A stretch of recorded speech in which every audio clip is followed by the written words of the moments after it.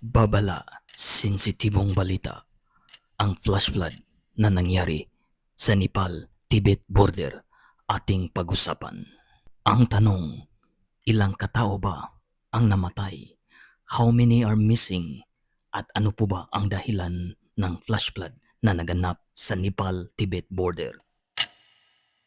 Ayon sa report galing sa BBC News, more than 150 people daw ang namatay sa Nepal at hundreds of tourists are missing after a massive flash flood and mudslide.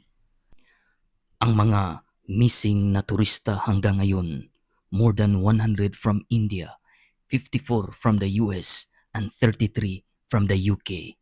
Samantala, 100 katao na galing mismo sa Nepal. Sa Tibet naman na kontrolado ng China, ayon sa Chinese state media, 3 katao daw ang namatay at 265 missing.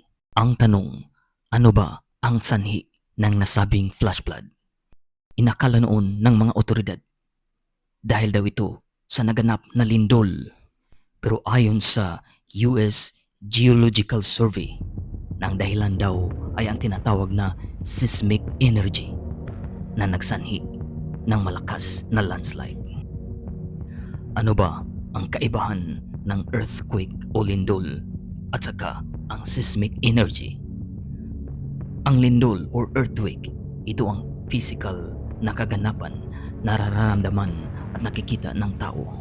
Samantala, ang seismic energy, ito ang hindi nakikitang puwersa na dumiretso sa lupa sa anyo ng mga alon o tinatawag na seismic waves.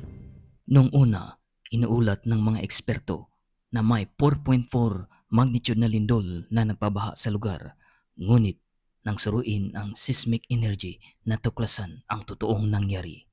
Walang totoong lindol, walang gumalaw na fault line sa ilalim ng lupa.